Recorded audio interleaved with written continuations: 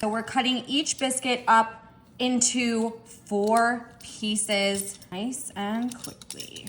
Once you have all your biscuit pieces all cut up, you wanna just start making them into little balls. So just take your clean hands and go ahead and just ball out that dough.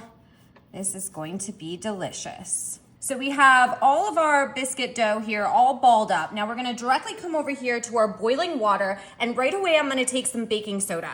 Now I'm not really gonna measure it out. I'm gonna pour about 1/4 cup, and I'm just gonna gradually pour it in and check that out. Look at that water, how it just bubbles just like that.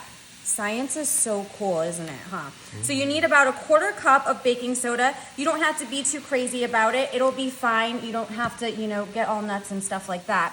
And now all we're gonna do is we're gonna drop these balls of dough right into the water. Now I'm gonna move quickly here because we only want the balls of dough to be in the water for about 30 seconds, but you can see how they're just starting to float to the surface, and you are gonna love me for this easy tip. These are so delicious.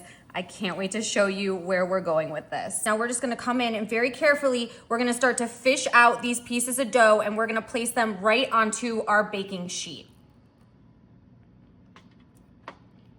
Okay, we'll just glab those on there, and then we're just gonna go and separate them because you know what? That seems to be the easiest way. So it's okay if there's some water and moisture on there, that won't matter a difference.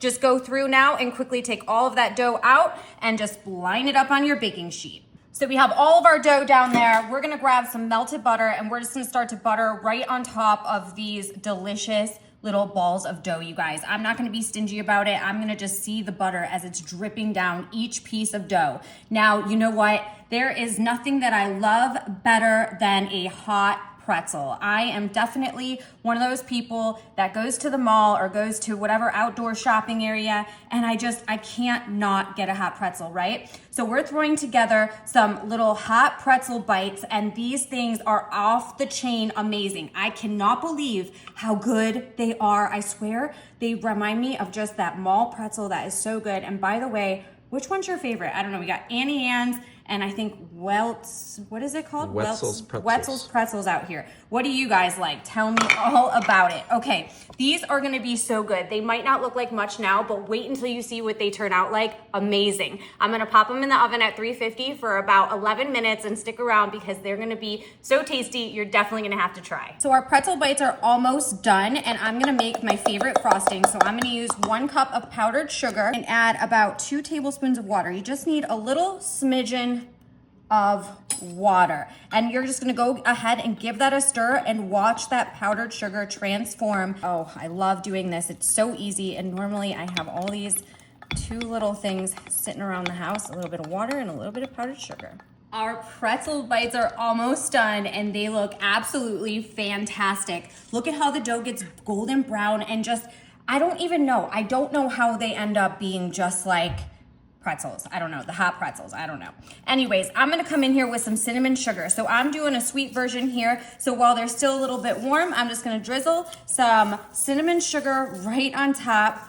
Oh, this is gonna be really good like that. A little bit of sweetness I was feeling for today. And then check this out, that powdered sugar that we just did right there with that little bit of water that we made, I'm gonna drizzle these a little bit right over the top of all of our little pretzel bites. So you get a little bit of cinnamon sugar, and then you get a little bit of this frosting here. We'll just drizzle that around. Oh my gosh, it's gonna be fantastic. Do you guys like sweet or savory? Are you gonna choose a sweet topping like the cinnamon sugar and the frosting, or are you gonna do more of a savory? Tell me in the comments. Okay, so I am ready. I've got my eyeball right here on this guy in the front, and I'm just gonna maybe dip it a little bit more in there. Oh yeah, that's what I'm talking about. Here we go. The moment of truth, and it is always on point. I don't know if you can see the inside, but literally the texture turns out to be one of those hot pretzel bites by throwing it in with a little bit of baking soda. I don't know how it happens. And then, oh my gosh, the cinnamon sugar and the frosting. Sometimes I do savory, sometimes I do sweet. Today I wanted sweet, and I'm about to scarf these down, so I'm gonna have to let you guys go. Let me know what you think, and if you would change anything up. We'll see you guys later. Enjoy.